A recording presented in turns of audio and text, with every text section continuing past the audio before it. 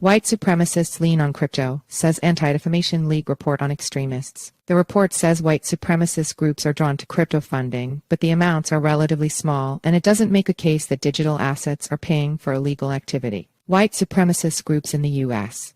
have sometimes been funded by crypto, according to a report from the Anti-Defamation League ADL that analyzed about $140,000 in transactions connected to 15 extremist groups or individuals last year. The ADL, a New York-based advocacy group that counters antisemitism and extremism, focused on the movement of Bitcoin and saw that supporters used a wide array of digital assets platforms to get money in the hands of hate groups, though there was no assertion that the money was directly used for illegal action, such as domestic terrorism. And the review suggested the Bitcoin received from supporters was often shifted back into the traditional financial system via U.S.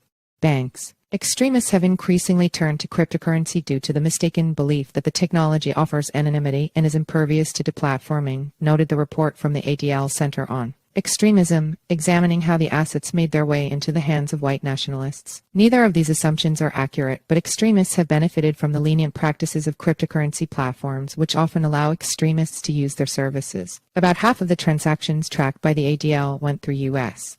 exchange Kraken, with others flowing through Binance, Coinbase, and other platforms, according to the report. The biggest recipient was white nationalist publishing Operation Countercurrents. The ADL recommends the crypto companies update their policies to explicitly prohibit the use of their cryptocurrency exchanges to fund hate and extremism-related activities. It also suggested regulators should limit tokens that aim to shield privacy. Continued vigilance in the cryptocurrency space, as well as other financial technology spaces, and responsible moderation by the underlying platforms are needed to combat the financial elements of this rise in antisemitism, extremism, and hate, the organization concluded in its report. The crypto industry has already been facing damage to its reputation from reports that tokens were being used to support terrorism, such as Hamas attacks in Israel. While this study focused on a relatively small number of domestic extremists and the use of only one cryptocurrency, it raises questions about the ongoing relationship between the financial innovations and extremism. Exchanges push back. For their part, crypto exchanges argue that they're combating illegality and that cryptocurrency transactions are often conducted in plain sight, unlike in banking. A Kraken spokesperson said the company is disappointed the ADL wrote its report without engaging us in any dialogue about its Know Your Customer policies and money laundering protections. Kraken is vigilant in enforcing these policies and taking proactive steps to prevent Kraken services from being used as a vehicle for money laundering, terrorist financing, or any other illicit activity, the spokesperson said in a statement. Similarly, Coinbase Chief Policy Officer Faryar Shirzad responded that the company does not tolerate any illegal activity, of any size, on or using the Coinbase exchange, adding that our terms of service make this clear. Shirzad said that the U.S.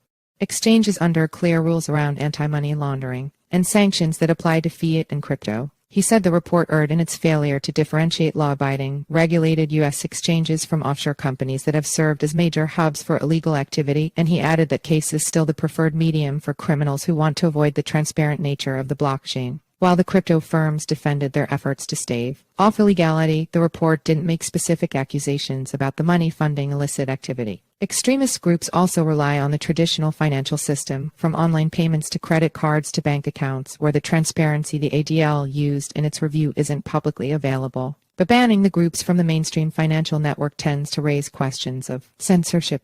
Banks such as J.P. Morgan Chase and Company have given large amounts of money to anti-hate groups, including the Anti-Defamation League. But the bank's internal programs to review customers who have ties to extremist organizations are difficult to assess from the outside.